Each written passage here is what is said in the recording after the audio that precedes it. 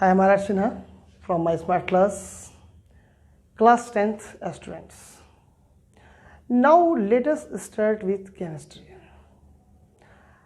Nowadays, chemistry is very important topic. Chemistry.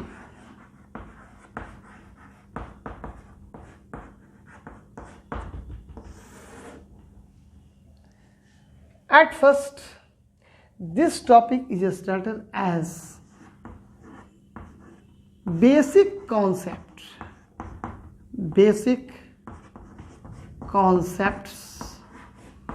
of chemistry.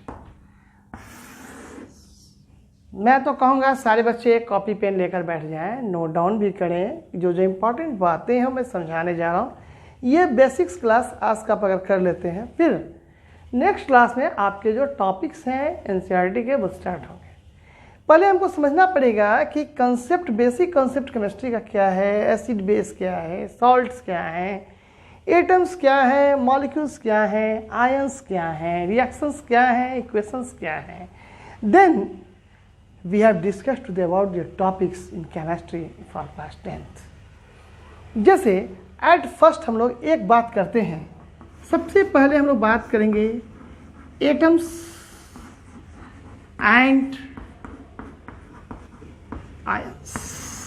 ये दो atoms and ions play a vital role in chemistry. अब देखिए atoms की बारे में बात है। John Dalton has stated that atom is the smallest particle which do not divisible, but modern scientist ने कहा कि एटम को भी के भी सब एटॉमिक पार्टिकल्स होते हैं। There are 3 atomic sub particles, electrons, protons and neutrons, generally collectively, but 4th is invented as positron. Positron is positive electron, whereas electrons and protons are charged particles. Electrons को हम लोग कैसे लिखते हैं इसको देखिए। पहले इलेक्ट्रॉन्स को लिखने का तरीका है ई लिख दें, इस पर माइनस चार्ज लगा दें, मतलब कि इलेक्ट्रॉन पर कौन सा चार्ज है, नेगेटिव चार्ज है। प्रोटॉन्स, ये प्रोटॉन है, ये हो गया P+, यानी प्रोटॉन पर कौन सा चार्ज है, पॉजिटिव चार्ज है। नेक्स्ट है हमारा न्यूट्रॉन, इसको हम लोग N ओनली लिखते हैं, नो चार्ज, यानी कि इस पे हमारा कोई चार्ज नहीं है। दैट इज, जिस पर कोई चार्ज ना हो उसको हम लोग कहते हैं न्यूट्रॉन।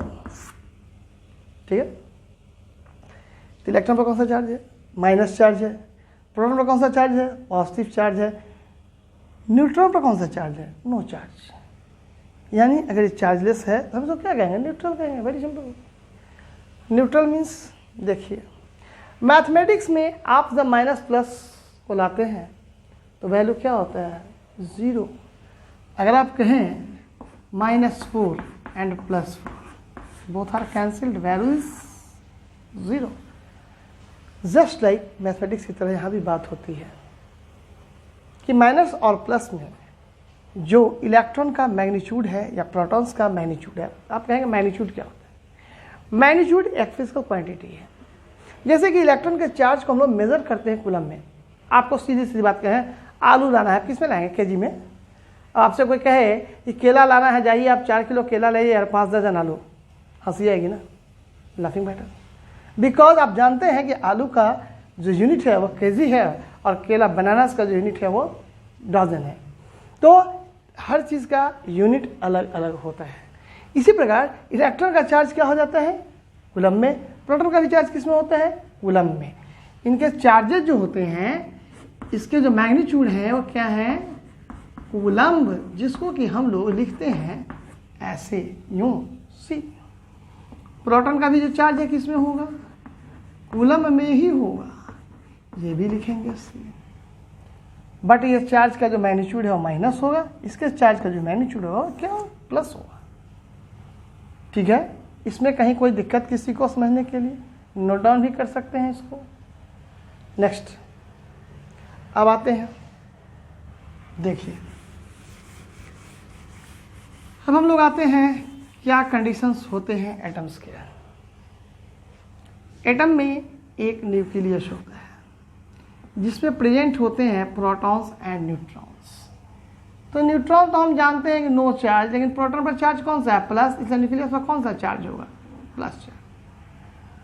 और एटम के बारे में बोर ने कहा है कि बोर का कहना है कि atom having may be infinite number of orbits, यानी कि एटम में इलेक्ट्रॉन्स, प्रोटॉन्स और न्यूट्रॉन्स तीनों होते हैं, बट किस वे में होते हैं, कैसे होते हैं, इसको समझने की ज़रूरत है। जैसे इसको हम लोग क्या कहते हैं?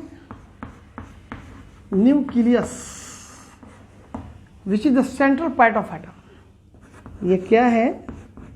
Central part of atom. ठीक है, इस पर कौन सा चार्ज होता है? Positive charge. किसके कारण होता है? Due to proton, because neutron is neutral. उस बेचारे को कुछ है ही नहीं, नाइदर प्लस नॉर माइनस, दोनों से कोई नहीं है। लेकिन पी पर प्लस चार्जेज हैं, इससे न्यूक्लियस पर पॉजिटिव चार्ज होंगे। अब आप देखिए, जस्ट लाइक हम आते हैं ग्रेविटेशनल थ्योरी पर। आप फिजिक्स में पढ़े होंगे, earth, Mars, Jupiter, Saturn move around the sun. Why? Due to gravitational force of the sun. Moon moves around the earth. Why? Due to gravitational force of the earth. भाई, तो gravitational force of the earth में ऐसी क्या बात हो गई, gravitational force of सन में ऐसी क्या बात हो गई कि हम लोग कह रहे हैं कि उसके चलते उसके प्लैनेट्स मूव कर रहे हैं या फिर प्लैनेट के सैटेलाइट्स मूव कर रहे हैं? जस्ट लाइक यहाँ भी यही बात होती है। अब एक बात आप समझ लीजिए, जब सर्कुलर मोशन होता है तो क्या होता है? सेंटर से एक फोर्स लगता है बाहर की ओर, दूसरा फोर्स लगता है सेंटर की ओर। देखिए, ये जो बाहर की ओर लगने वाला फोर्स है, इसको कहते हैं centripetal force. This is centripetal force, और इस फोर्स को हम लोग कहते हैं सेंट्रीफ्यूगल फोर्स। दोनों फोर्स के बैलेंस के कारण कोई बॉडी सर्कुलर मोशन में मूव करता रहता है, कोई बॉडी मूव करता है।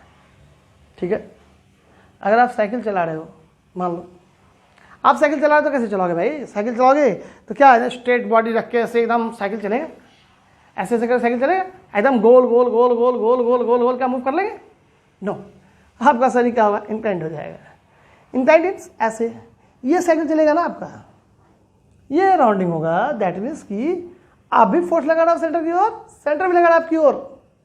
Centripetal and centrifugal both forces have cancelled to each other according to Newton's third law, and this is balance. और इस बैलेंसिंग कारण फोर्स क्या होता है? चलता रहता है। खैर, ये आगे की बातें हैं, इसमें एटम के थ्योरी में जाएंगे तो फिर 11th में जाएंगे तो बहुत सारी बातें आएंगी, कैसा क्यों होता है, बोर्ड एटॉमिक रेडियस का मॉडल क्या है, बहुत सारी बातें हैं। ये बात अभी हम नहीं करेंगे, अभी तो हम लोग बात करेंगे सिर्फ 10th क्लास के अकॉर्डिंगली, यहाँ हम लोग समझेंगे। अब आता है प्रोटॉन प्लस चार्ज है, तो आप जानते हैं कि प्लस और माइनस चार्ज के बीच क्या होता है? अट्रैक्शन होता है। Very simple. अब प्रोटॉन्स और इलेक्ट्रॉन्स किस रूप में होते हैं, अब इसको देखना है। देखिए, सबसे पहले हम समझा देते हैं इलेक्ट्रॉनिक कॉन्फ़िगरेशन।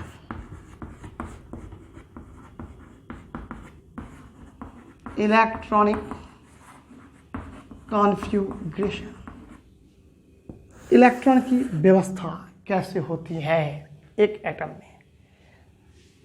किसी भी एटम, लेट एलिमेंट इज, मान लिया गया सोडियम, इसका सिंबल हमने क्या लिया? N।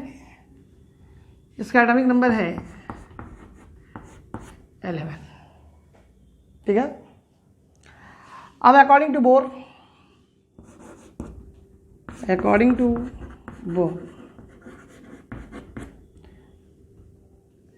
an atom having maybe infinite number of orbits.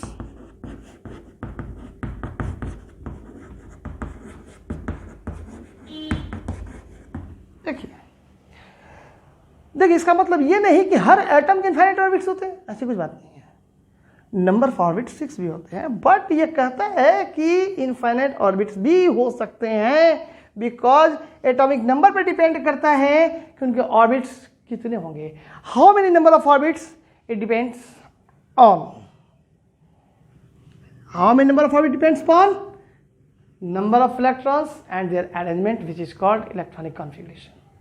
Class 10th के बच्चे को जनरली अप टू 20 एलिमेंट्स का ही जानकारी ज़्यादा रखना है इलेक्ट्रॉनिक कॉन्फ़िगरेशन के लिए, अप टू 20, जो जिसका एटॉमिक नंबर 20 हो, क्योंकि अब 21, 22, 25, 100, 28, 29 पे हम लोग जाएंगे तो डी ब्लॉक, एफ ब्लॉक, बहुत डिफरेंट एलिमेंट्स हैं जिनके कॉन्फ़िगरेशन के लिए आपको क्वांटम मैकेनिक्स पढ़ना पड़ेगा, और वहाँ पर फिर S subshell, P subshell, D subshell, F subshell की जरूरत पड़ती है, जिसको करने की जरूरत क्लास 10th के बच्चों को नहीं है। इसलिए 20 की बाद की चर्चा हम लोग फिलहाल अभी हम लोग नहीं करेंगे। हम लोग अप टू 20 तक ही बातचीत करेंगे कि 20 तक के जो एलिमेंट्स हैं, जो उनका एटॉमिक नंबर 20 है, उसका इलेक्ट्रॉनिक कॉन्फ़िगरेशन हम लोग कैसे करते हैं। देखिए जैसे कि बहुत सारे स्कूल्स में जो टीचर्स होते हैं वो क्या करते हैं, SPDF पर ही पढ़ा देते हैं, बट SPDF की जानकारी अधूरी रह जाती है बच्चों में, क्योंकि SPDF अगर बताना होगा तो बिना क्वांटम मैकेनिक्स को बताए हुए SPDF को रिफाइन करना स्टूडेंट के साथ बेईमानी वाली बात हो जाएगी, क्योंकि आपको कॉन्सेप्ट नहीं होगा, आप वैलेंसी कैलकुलेट नहीं कर पाएंगे, आप काम नहीं कर पाएंगे, और पूरे क्वांटम मैकेनिक्स को समझाने के लिए मैथमेटिकल डेरिवेशन की जरूरत होगी, जो एक 10th के बच्चे को देना बहुत ही टफ जॉब है। ठीक है, इसलिए हम लोग इस जनरल आधार पर चलेंगे। अब देखिए क्या कैसे करेंगे, देखिए चलिए। सोडियम में कितना हो गया एटॉमिक नंबर 11। बहुत सारे ऑर्बिट्स हो सकते हैं, एक रूल होता है इसका। फर्स्ट ऑर्बिट में ध्यान दीजिएगा, maximum number of electron, maximum number of electron equal to 2। ठीक है, सेकेंड ऑर्बिट ध्यान देना है, second orbit and onwards. Onwards का मतलब हो गया 3, 4, 5, 6 जो भी ऑर्बिट्स हो, उस सभी ऑर्बिट्स के लिए maximum number of orbit electron कितने होने चाहिए, 8। इसका मतलब समझ लीजिए, फर्स्ट ऑर्बिट में 2 से अधिक इलेक्ट्रॉन्स नहीं हो सकते हैं, लेकिन 2 से कम इलेक्ट्रॉन्स हो सकते हैं। सेकेंड ऑर्बिट या थर्ड, फोर्थ एनियल्स किसी में भी इलेक्ट्रॉन के जो नंबर ऑफ इलेक्ट्रॉन्स है वो 8 हो सकते हैं मैक्सिमम। 8 से कम 7, 6, 5, 4, 3, 2, 1 हो सकते हैं, लेकिन 9 नहीं हो सकते हैं। अब ये बात समझ रहे हैं, फर्स्ट ऑर्बिट में 1 हो सकता है बट 3 नहीं हो सकता है।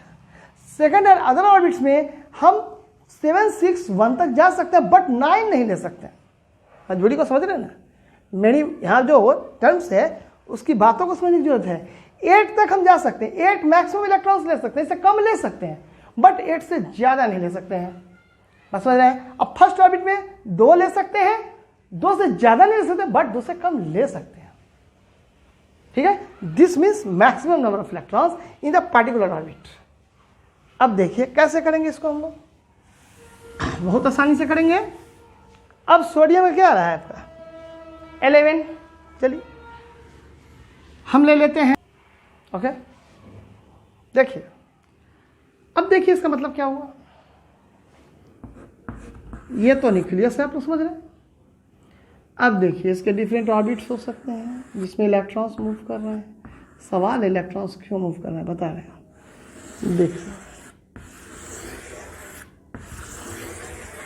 देखिए दिस इज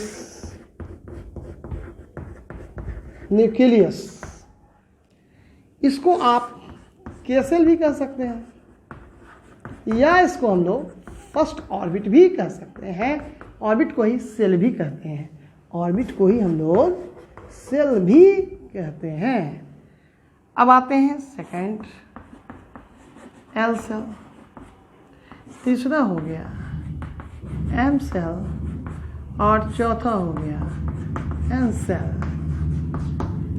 अब इलेक्ट्रॉन्स इसी में ना मूव करेंगे, ठीक है। अब देखिए क्या घटना घटेगी।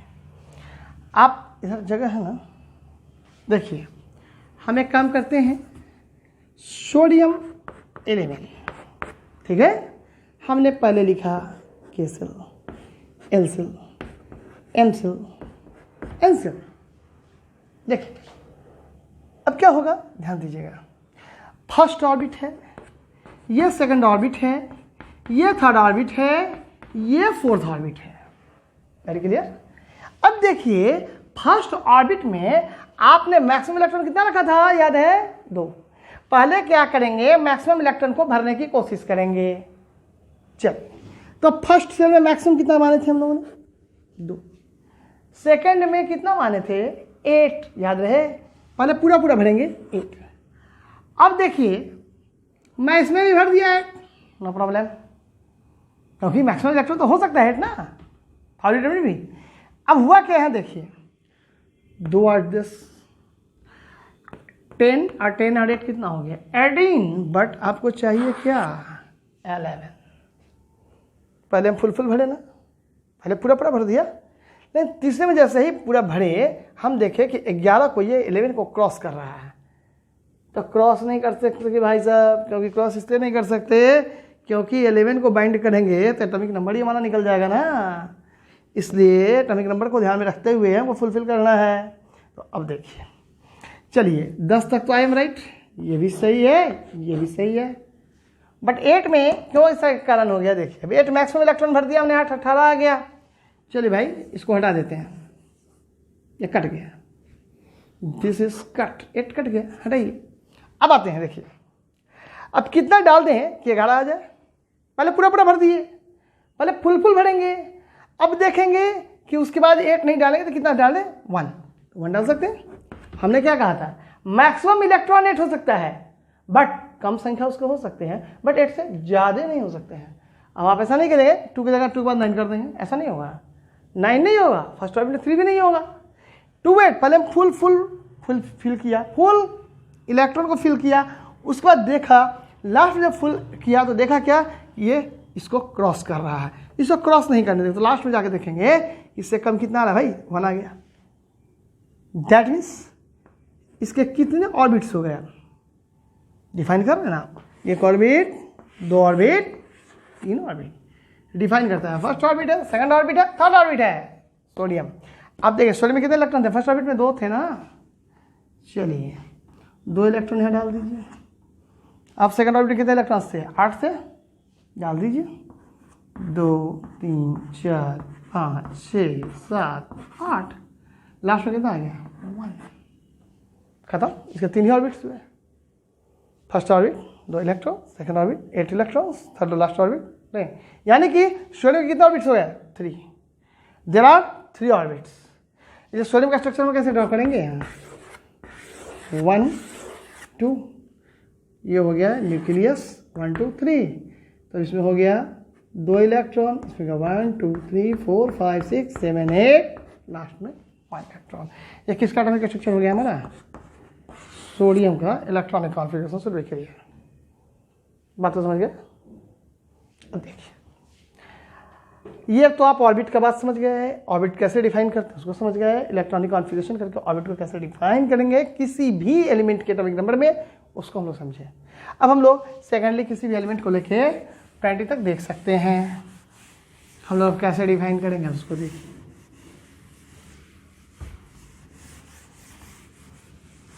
अब देखिए नेक्स्ट, अब आते हैं एल्युमिनियम 30 डालिए, ठीक डालिए, 2 मैक्सिमम, फिर मैक्सिमम, फिर मैक्सिमम, फिर गड़बड़ हो गया ना, फिर गड़बड़ हो गया, 2 किया 8 किया फिर 8 किया तो 18 हो गया। लाना हमको कितना है भाई, 13। तो जहाँ लास्ट यहाँ तक हमारा सही था, ये भी सही था, बट यहाँ 18 के बाद 20 ही लाना है ना, सॉरी 13 लाना है ना। 13 लाने के लिए 2 और 8 के बाद हम 8 डालते तो ये तो सही है, रूल के लिए सही कि मैक्सिमम इलेक्ट्रॉन 8 होगा, बट यहाँ एटॉमिक नंबरों को बाइंड कर रहा है ना, तो इसलिए हम इसको क्या कर देंगे, 2 8 10 इस साथ क्या ले लेंगे 3। दैट मीन्स इसके भी 3 ऑर्बिट्स। ऐसा नहीं है कि सबका 3 ही ऑर्बिट आता है, 2 भी आ सकते हैं, 1 भी आ सकते हैं, 4 भी आ सकते हैं।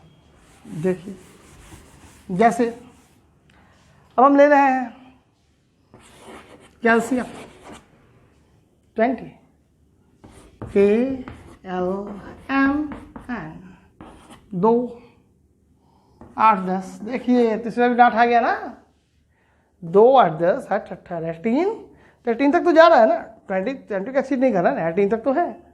बट अब अगर हम 8 लेते हैं तो ये 20 को क्रॉस कर जा रहा है।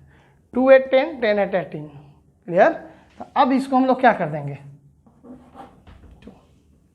20 पूरा कर दिया। पहले हमको क्या करना है, फुल इलेक्ट्रॉन भरना है, उसके बाद ये जज करना है कि यहाँ पर फुल रखने से अगर एटॉमिक नंबर का जो नंबर है वो अगर एक्सीड कर रहा है तो हम 8 से कम अमाउंट का इलेक्ट्रॉन यहाँ डालेंगे जितना इसको आना चाहिए। ये बात समझ गए।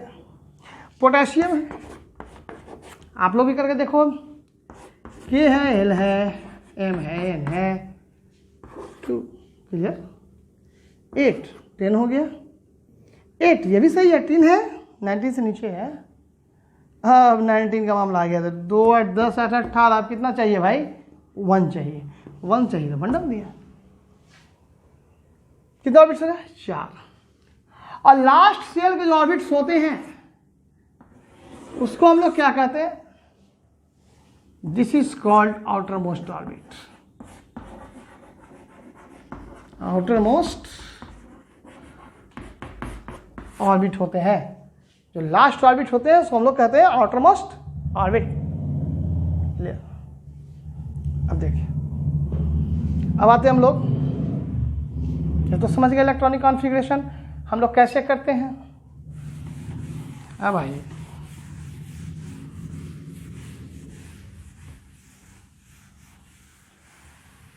अब देखिए, अब आते हैं वैलेंसी को हम लोग कैसे डिफाइन करेंगे, ध्यान से देखिएगा, फिर आयंस पर भी आएंगे। वैलेंसी, इसका डिफिनेशन नोट कर लीजिएगा। Valency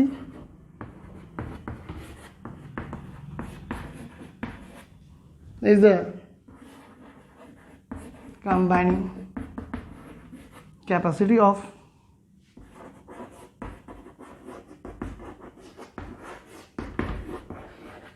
electrons. Valency is the combining capacity of electrons. कितना इलेक्ट्रॉन से कोई एटम किसी के साथ कंबाइंड होता है, दैट इज कॉल्ड वैलेंसी। अब एक बात आप देखिए, ध्यान से देखिए बच्चों, दिस इज द ऑक्टोपस, ध्यान दीजिएगा। ऑक्टोपस हैज 8 हैंड्स, बना दीजिए, 2 3 4 5 6 7 8 हाथ है इसको। बड़ा डेंजर जानवर है भाई, बड़ा खतरनाक जानवर है। अब ये ऑक्टोपस क्या किया, octopus has cut such people, कुछ लोगों को पकड़ लिया, कुछ लोग रास्ते से जा रहे थे, पता नहीं चला, ऑक्टोपस पकड़ता चला गया। सवाल उठता है कि how many number of people, how many number of person caught by the octopus। अब चलिए, बड़ा गजब का खेल हो गया। ऑक्टोपस कितने लोगों को पकड़ सकता है भाई, सवाल उठ गया ना। आदमी के पास कितने हाथ हैं बताइए, 2, देखिए 4 तो नहीं हो सकता, चाह के भी नहीं हो सकता, भगवान ने 2 ही दिया, 2 ही रहेगा। तो बेचारे ने क्या किया ऑक्टोपस ने कि 2 हाथ से इसने एक आदमी को पकड़ा, फिर इस 2 हाथ से किसी एक को पकड़ा, फिर इस 2 हाथ से किसी एक को पकड़ा, फिर 2 हाथ से किसी एक आदमी को पकड़ा। 2 हाथ मिलाया ना, तो 2 हाथ एक आदमी से मिलाया, 2 हाथ एक आदमी से मिलाया, 2 हाथ एक आदमी से मिलाया, 2 हाथ एक आदमी से मिलाया। कितने लोग साथ मिलाया, 4 आदमी से।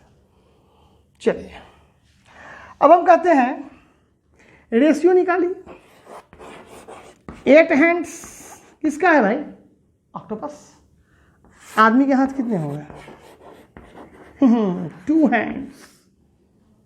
अब देखिए कर दीजिए 4 हैंड्स।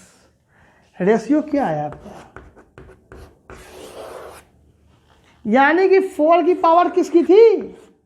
ऑक्टोपस की, और 1 की पावर किसकी थी? ह्यूमन बीइंग की। अब देखिए कहानी। इसका मतलब कि ऑक्टोपस का 4 हाथ था, ये है, और 1 हैंड किसका था? 1 किसका था? ह्यूमन का। हम क्या कहेंगे कि combining capacity of octopus is 4 and combining capacity of person is 1। Very simple. हम कह सकते हैं कि ऑक्टोपस का जो कंबाइनिंग कैपेसिटी था वो 4 था, और 1 किसका कंबाइनिंग कैपेसिटी था? आदमी का। That means valency of octopus equal to 4 and valency of person. बात समझ में आया? कितने से कंबाइंड करता है at a time, at the moment. This is called valency. यानी ऑक्टोपस का वैलेंसी क्या डिक्लेयर किया हमने? 4, और आदमी की वैलेंसी क्या फिक्स किया? 1। The valency of octopus is 4 and valency of person is 1। ठीक है। इसी प्रकार एटम के जो इलेक्ट्रॉन्स होते हैं वो भी कोई इलेक्ट्रॉन कितना से शेयरिंग करता है किसी अदर एलिमेंट के एटम के साथ। ओके, अब आप लोग समझ गए, वैलेंसी भी समझ गए। पहले किसी चीज का वर्ड मीनिंग का मतलब समझेंगे, फिर उसके बाद उसके कहानी को समझेंगे। आयंस में हम लोग आयंस को तभी समझेंगे जब हम लोग वैलेंसी को पूरे रूप से समझ लेंगे, नहीं तो फिर केमिस्ट्री समझ में नहीं आएगा। अब जितना रिएक्शन बनाते हैं वो एक रिएक्शन समझ में नहीं आएगा अगर आपने इस क्लास को सही ढंग से नहीं देखा, बेसिक्स ऑफ केमिस्ट्री। ठीक है। अब देखिए, अब वैलेंसी कैलकुलेट करने का, देखिए ऐसा कोई रूल नहीं है कि वैलेंसी इसी को कहते हैं, बट ये हमारा एक रिसर्च है कि हमने कुछ चीज़ों को अपने दिमाग से सेटअप किया है ताकि सारे स्टूडेंट्स इस बात को समझ सकें क्या कि एज ए वन पॉइंट हम किसी बात को कैसे समझेंगे। ऐसा कोई डिफिनीशन केमिस्ट्री के लैंग्वेज में नहीं है, ना ही किसी बुक्स में है, बट इसको एक प्रैक्टिकल डेमोन्स्ट्रेशन के आधार पर लिया है। अब आप लोग ये नहीं सोचिएगा कि केमिस्ट्री के उसी बुक में ये पॉइंट्स क्यों नहीं मिल रहा है, हमने कहा तो किस आधार पर कह दिया। ये प्रैक्टिकल ऑब्जर्वेशंस होते हैं किसी फैकल्टी के। ठीक है। जो लोग पढ़ाते हैं, जो भी टीचर्स हैं, जो भी फैकल्टीज हैं, उनका एक अपना एनालॉजी होता है किसी बात को बताने का। समझ गए? दिस इज द एनालॉजी जो मैं बताने जा रहा हूँ, दिस इज एनालॉजी। इसको गलत वे में नहीं लेंगे आप लोग कि बुक्स में क्यों नहीं है, पढ़ना क्यों नहीं है, इससे मतलब नहीं है। आपको समझने से मतलब है आपको रिएक्शन समझ में आता है कि नहीं, इक्वेशन समझ में आता है कि नहीं, क्यों रिएक्शन को बैलेंस करते हैं। रिएक्शन बैलेंस करना आसान बात है, कोई भी कर लेगा, बट बैलेंस क्यों करते हैं, क्या रीजन हो सकता है, आप कैसे समझेंगे कि एसिड कौन है, बेस कौन है, सॉल्ट कौन है, वाटर कौन है। ये बात समझाने के लिए हमें पर्टिकुलर रिसर्च किया है कि 9th के बच्चों को हम कैसे इस चीज़ को देंगे। इसके लिए कोई बुक्स एफर्टेड नहीं है जो आपको ये चीज़ समझाए, या कोई गलत वे में इस बात को नहीं लेना है। ओके, अब देखिए हम कैसे समझाएंगे वैलेंसी। देखिए ये तो बात हो गई कहानी की तरह जो हमने समझाया कि हमारी कब से है, अब क्यों है। देखिए नंबर ऑफ इलेक्ट्रॉन, जनरली ये सब बातें जो आपको बता रहे हैं अप टू 20 एटॉमिक नंबर, इससे ज़्यादा के लिए नियम लागू नहीं होता है। 20 तक एटॉमिक नंबर है, इसी के लिए रूल लागू है। This rule is applicable to only atomic number 20।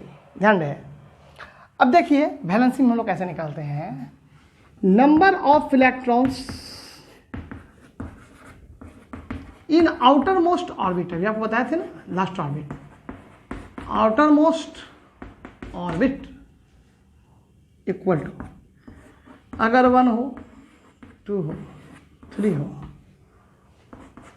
यही इसका वैलेंसी भी होगा, 1, 2 या 3। अगर 1 है तो 1 होगा, 2 होगा तो 2 होगा, 3 होगा तो 3 होगा। जैसे सोडियम 11, 2 8 1, कितने इलेक्ट्रॉन्स हैं? 1। वैलेंसी इसके क्या हो गया? 1। कैल्शियम 20, 2 8 8 2, लास्ट में कितने इलेक्ट्रॉन है? 2। वैलेंसी क्या हो गया? 2।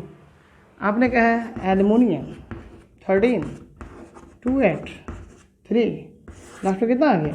3। वैलेंसी कितना हो गया? 3। ओके, अगर लास्ट में 1 2 3 आ जाए तो number of electrons in outer most orbit defines the number of group, ये जो है वैलेंसी को डिफाइन करेगा। ध्यान दीजिएगा, लास्ट ऑर्बिट में जितने इलेक्ट्रॉन्स आएंगे वो उसके वैलेंसी को बताते हैं। ठीक है, नेक्स्ट, ये पहला लॉ था। अब दूसरा लॉ, और जिसके लास्ट में 1 2 3 होंगे, ध्यान रखिएगा, जिसके लास्ट में 1 2 3 होंगे ये सब के सब मेटल्स होंगे, ये भी ध्यान रखिएगा, ऑल आर मेटल्स। ठीक है, अब मेटल्स के बारे में आप जानते हैं, बचपन में पढ़े होंगे।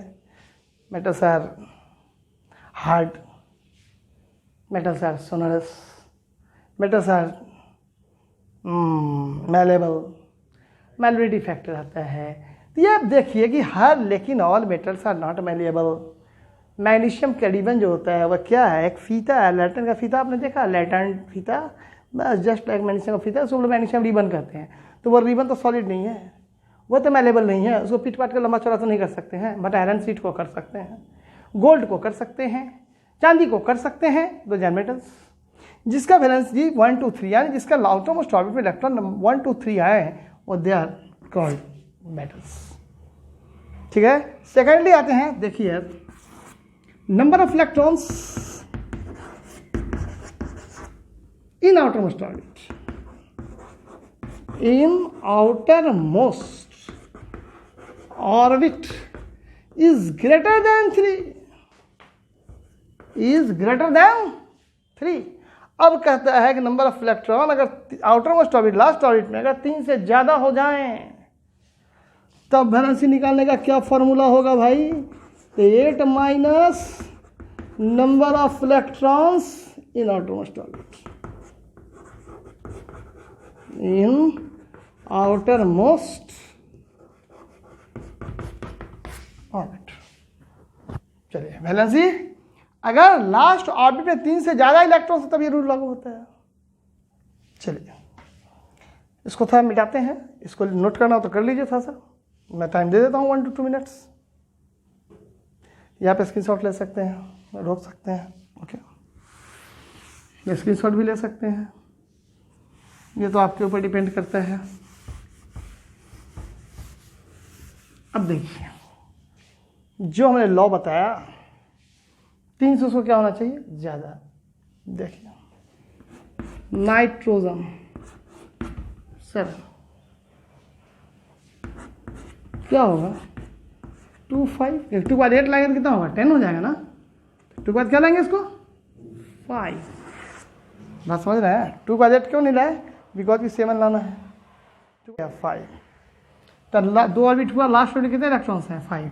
तो अब ये कहता है कि 5 इज ग्रेटर देन 3। तो फॉर्मूला क्या कहा कि 8 minus number of electron in last orbit, last orbit कितने इलेक्ट्रॉन आ रहे हैं, 5। वैलेंसी कितना निकल गया इसका, 3। ठीक है, ऑक्सीजन 8, 2 आ गया, 6, लास्ट में कितना है, 6 इज ग्रेटर देन 3। तो 8 माइनस 6, ये वैलेंसी निकल जाएगा, इक्वल टू 2। जनरली जो 3 से अधिक आउटरमोस्ट ऑर्बिट इलेक्ट्रॉन होते हैं, हमेशा ये बात लागू नहीं होता है, लेकिन जनरली कॉन्केटिवली ध्यान रहे, हम हमेशा की बात नहीं कर रहे हैं, ये ना समझ लें कि ज़िंदगी में हमेशा सही होगा। मोटा मोटी तौर पे कॉन्केटिवली हम इस बात को मैनेज करके चलते हैं कि जिसका आउटर मोस्ट में इलेक्ट्रॉन अगर 3 से ज़्यादा आ रहा हो, दे आर नॉन मेटल्स। ठीक है, नाइट्रोजन भी नॉन मेटल्स, ऑक्सीजन भी नॉन मेटल्स। ठीक है, ये बात आपको समझ में आ रहा है, ये भी क्या है, नॉन मेटल्स। अब देखिए, अब आप समझ गए मेटल्स और नॉन मेटल्स। चलिए, बड़ी अच्छी बात है। अब हम लोग चलते हैं, पीरियडिक टेबल तो नहीं है ना, पीरियडिक टेबल का जो टॉपिक है उसको हम बाद में डिस्कस करेंगे, बिकॉज कभी मेरे पास प्रेजेंट नहीं है पीरियडिक टेबल। बात हम आपको डिस्कस करेंगे, ठीक है। लेकिन एक बात बता दें, वैलेंसी हम लोग समझ गए। चलिए अब एक बात दिमाग में रखिए, मेटल, ध्यान समझना इस चीज को, मेटल इलेक्ट्रॉन्स को ऑलवेज लॉस करते हैं और नॉन मेटल्स इलेक्ट्रॉन को हमेशा गेन करते हैं। Metals loss their electrons, clear. Metal electron को लॉस करता है। अगर मेटल इलेक्ट्रॉन को लॉस करता है तो इस पर कैसे चार्ज को हम लोग लाएंगे, और अगर वो चार्ज उस पर चढ़ेगा तो मेटल एटम से आयन बन जाएगा। ध्यान दीजिए, जैसे ही मेटल पर चार्ज आया या नॉन मेटल पर चार्ज आया तो वैसे ही वो एटम से क्या बन जाएगा, आयन बन जाएगा। देखिए कैसे, सोडियम,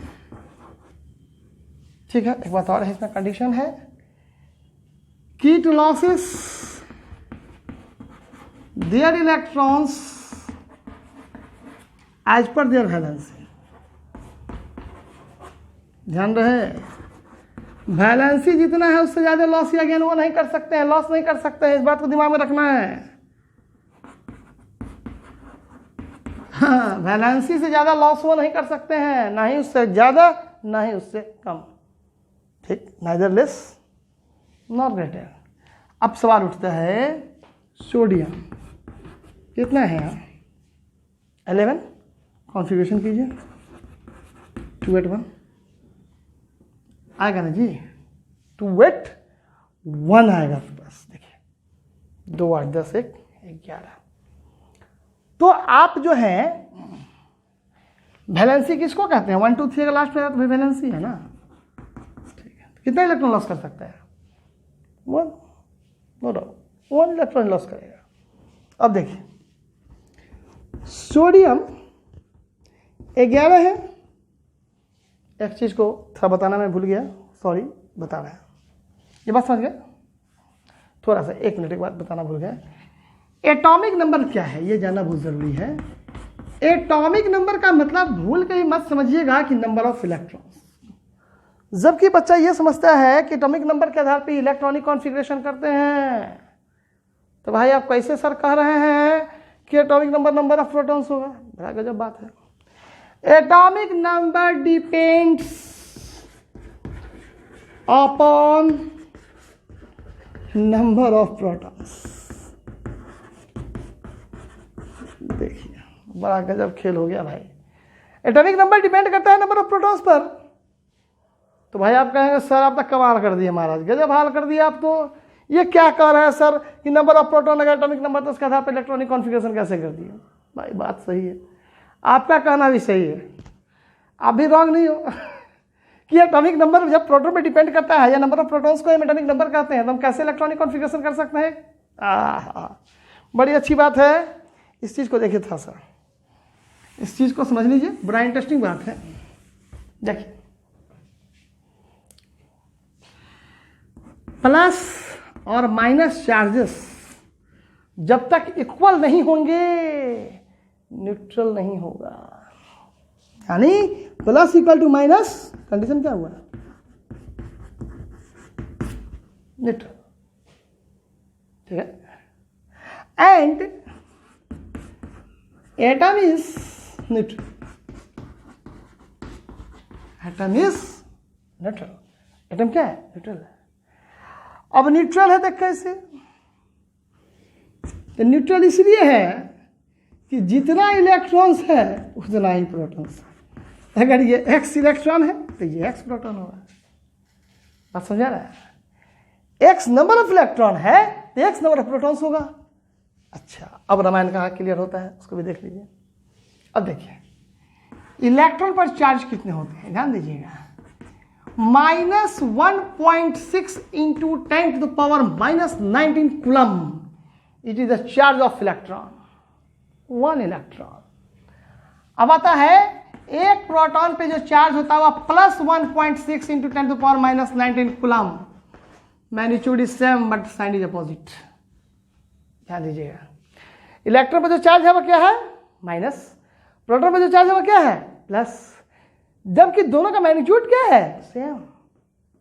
1.6 10 to power minus 19 ये भी है, 1.6 10 to power minus 19 कूलम ये भी है, लेकिन फर्क क्या है, प्लस है और माइनस है। दोनों पर चार्ज क्या हो गया, सेम हो गया। जब दोनों पर चार्ज सेम हो जाए और दोनों का नंबर बराबर हो जाए तो नंबर ऑफ माइनस और नंबर ऑफ प्लस इक्वल होंगे कि नहीं होंगे, और अगर होंगे तो वो चीज क्या होगा, न्यूट्रल होगा, वो चीज न्यूट्रल होगा। तब आप देखिए गेम, आप कहते हैं कि सोडियम का एटॉमिक नंबर 11 है, very good, number of protons equal to 11 and number of electron equal to 11, clear. और सोडियम को हमने क्या कहा था, atom, mind it and note it, sodium क्या था, एटम। देखिए कैसे, अब देखिए प्रोटॉन 11 इलेक्ट्रॉन 11 है, -11 + 11 कैंसिल, 0 आ गया ना। एटॉमिक नंबर इक्वल टू क्या हो गया, एटम का एटॉमिक नंबर इक्वल टू क्या हो गया, number of protons equal to number of electrons, therefore atom is neutral. तो देखिए सोडियम पर 0 कैसे हो गया, 11 एटॉमिक नंबर है, प्रोटॉन भी 11 है, इलेक्ट्रॉन भी 11 है, -11 + 11 कट गया, क्या हो गया, 0। जैसे ही ये स्टेट 0 होगा वैसे ही इसको हम कहेंगे सोडियम एटम। अब देखिए चूंकि इलेक्ट्रॉन भी तो यहाँ 11 है, इसलिए इलेक्ट्रॉन के आधार पर हमने इलेक्ट्रॉनिक कॉन्फ़िगरेशन किया था।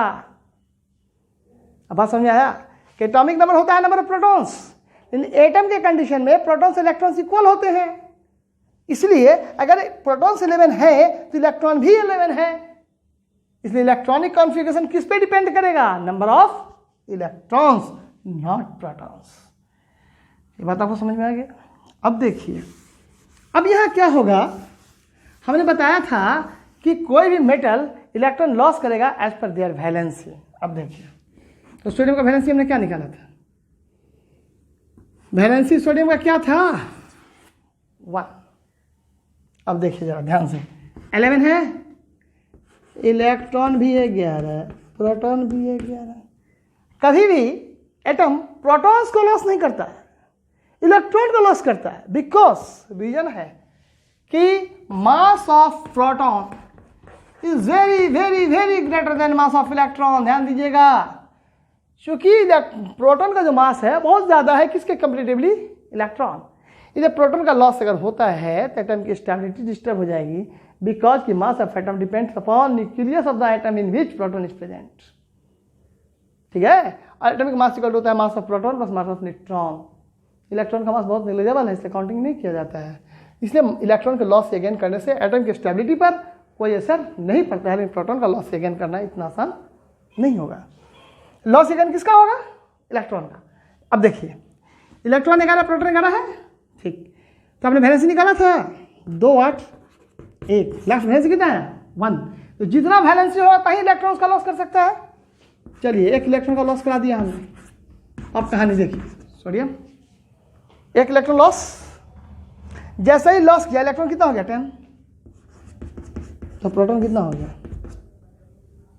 11, तो -10 + 11 इक्वल टू +1, प्लस चार्ज आ गया कि नहीं आया, आ गया।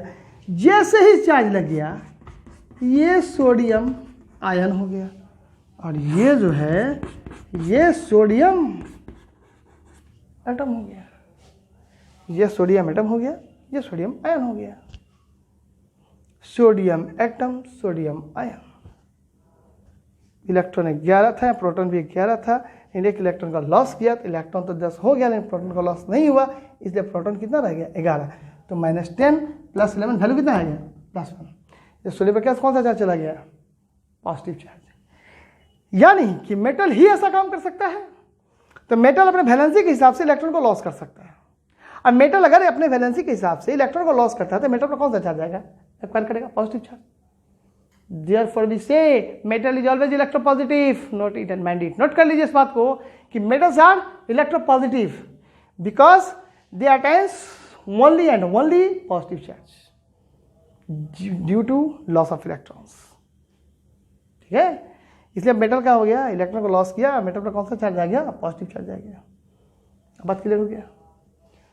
एक चीज़ और बता दें, एक लाइन, फिर हम बंद करेंगे। थोड़ा सा देख लीजिए और अब एक नॉन मेटल क्यों छोड़ दें, इतना काम हो ही गया तो नॉन मेटल को ही बता ही देते हैं। अब देखिए नॉन मेटल इलेक्ट्रोनेगेटिव्स हैं। अब इस बात को नोट कर लीजिएगा कि मेटल्स आर इलेक्ट्रो पॉजिटिव। जब हम केमिस्ट्री पढ़ाना शुरू करें इलेक्ट्रो पॉजिटिव इलेक्ट्रो नेगेटिव कहें तो हमें लटकने की जरूरत नहीं है, सीधा दिमाग में सेटअप कर लीजिए। इलेक्ट्रो पॉजिटिव एलिमेंट्स होते हैं कौन? मेटल्स। क्योंकि इलेक्ट्रॉन का लॉस करते हैं, प्रोटॉन की संख्या उस पर चढ़ जाता है, चार्ज प्लस हो जाता है। ठीक है। अब कहता है कि non metals gain the electron. अब इलेक्ट्रॉन गेन करता है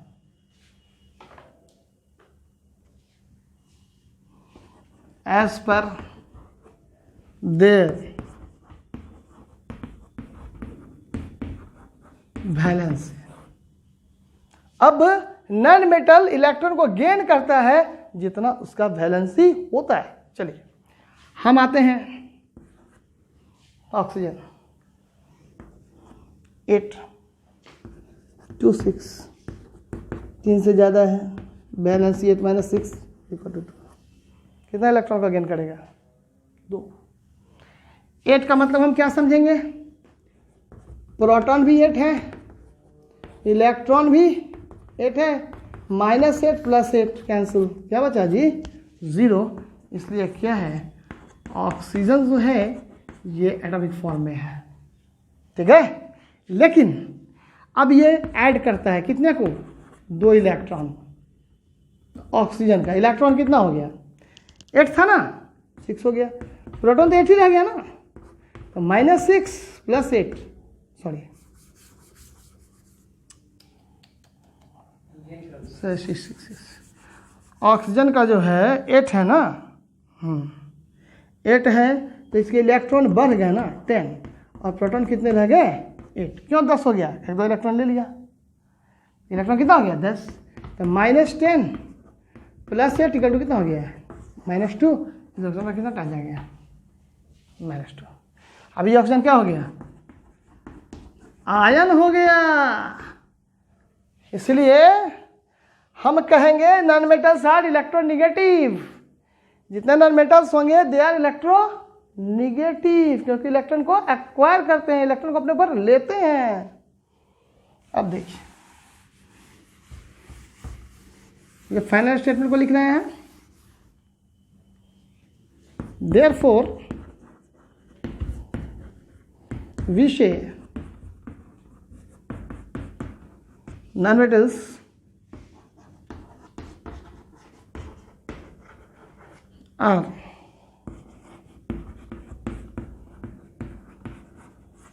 electronegative. Clear?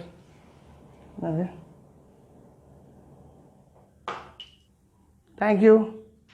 आज का क्लास यहीं तक है। आप लोग इसको देखिए ध्यान से, मेरे जितने वीडियोस होंगे उसको ध्यान से केमिस्ट्री के लिए देखिए, फिजिक्स के लिए भी आप देख सकते हैं, हम हो सकता है बना दें as per order and as per decision of management and institution of my smart class. हो सकता है हम फिजिक्स भी लें। तो मेरे हर वीडियोज़ को ध्यान से देखते रहिए, आपका 10th यूँ ही निकल जाएगा बच्चों की तरह खेलते खेलते।